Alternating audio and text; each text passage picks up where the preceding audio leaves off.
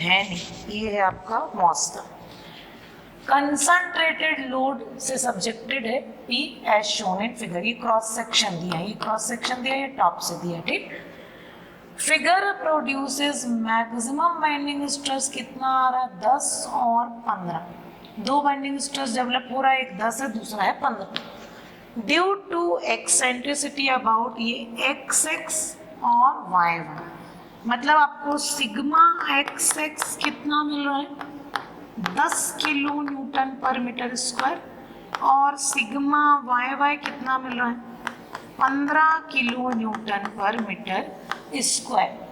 कहाँ पर मिल रहा है, ये पॉइंट P पे लोड है वहाँ, उसके कारण, ठीक। जहाँ पर लोड रहेगा वहाँ पर ज़्यादा स्ट्रेस डेवलप होगा, वहीं पर बोल।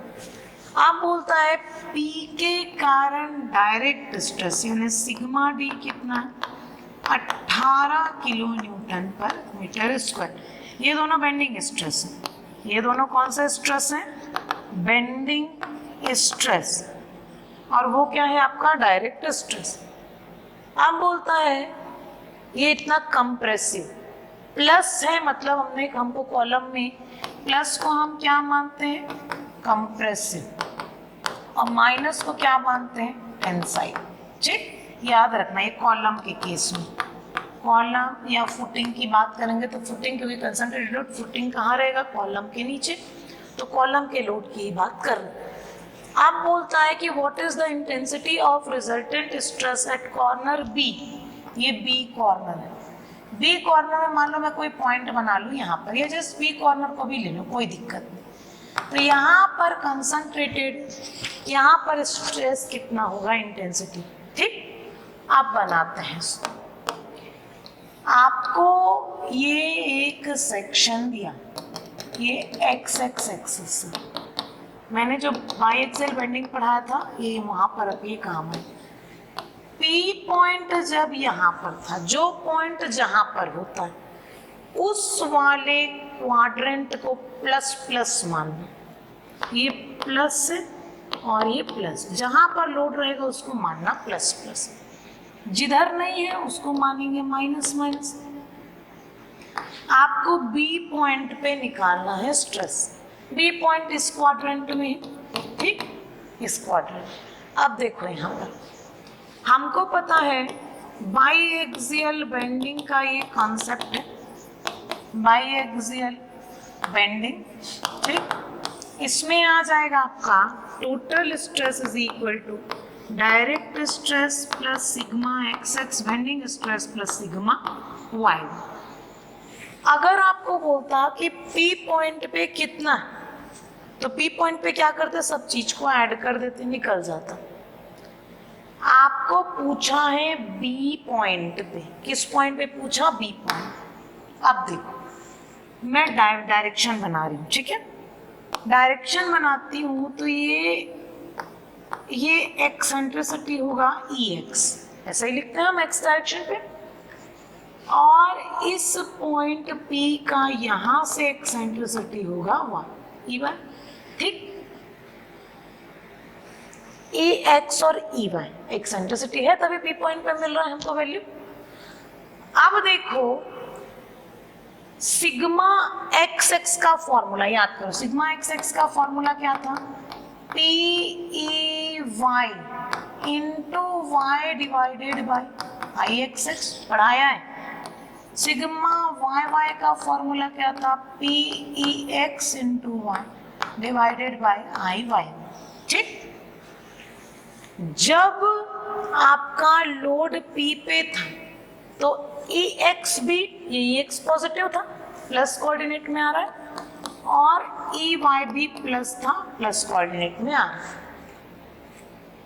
जब हम पॉइंट B की बात करते हैं तो B पॉइंट के लिए जब देखें तो B पॉइंट में ये Y तो प्लस साइड पे, ये B किधर है, ये यानी EY पे कोई फर्क नहीं पड़ा, बट इस लाइन के XX में ये क्या है, नेगेटिव, तो EX जब इसके लिए आएगा तो क्या हो जाएगा, नेगेटिव, ठीक।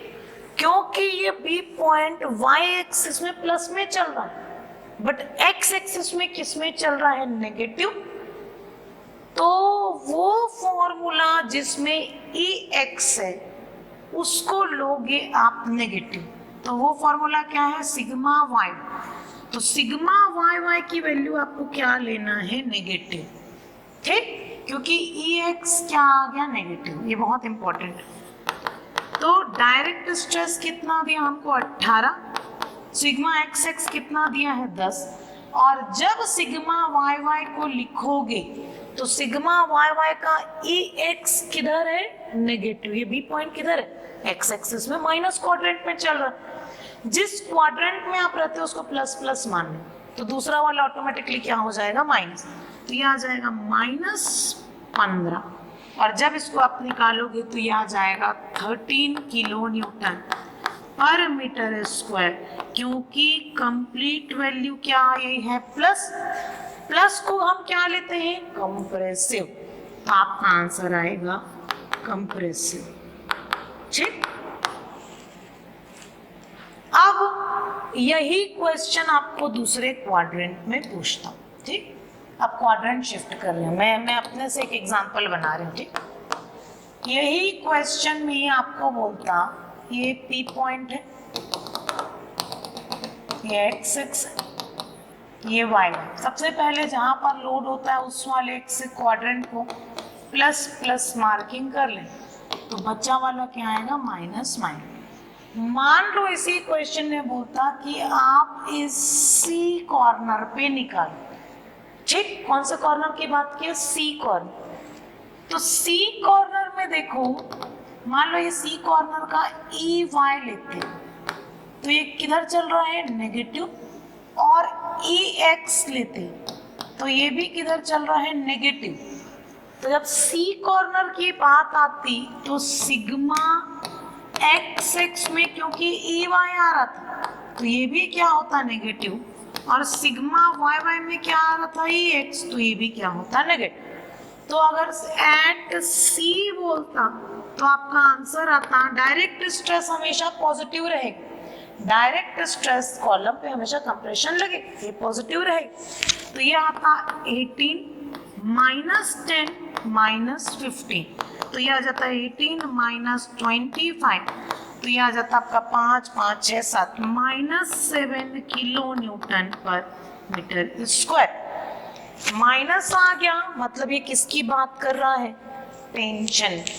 तो अगर सी कॉर्नर पे पूछता तो इसका नेचर कैसा होता, टेंसाइल। वही आपका होमवर्क, अगर डी कॉर्नर पे बोलता तो डी पे देखो, ये डी एक्स में तो पॉजिटिव है बट वाई में क्या है, ये नेगेटिव, तो डी कॉर्नर के लिए आप बना लेना। जिस कॉर्नर में है वहां पर देखो कि कौन सी वैल्यू प्लस होगी, कौन सी माइनस, और आपको फॉर्मूला याद रहना चाहिए, जब एक्स एक्स की बात करता है तो ई वाई लेते हैं, जब वाई वाई की बात करते हैं तो ई एक्स लेते हैं, ठीक। तो इस चीज को याद रखना, और मैंने बता दिया है कि आई एक्स एक्स, आई वाई वाई, और वाई की वैल्यू को क्या लेना, जिसका क्यूब किया उसी का 1/2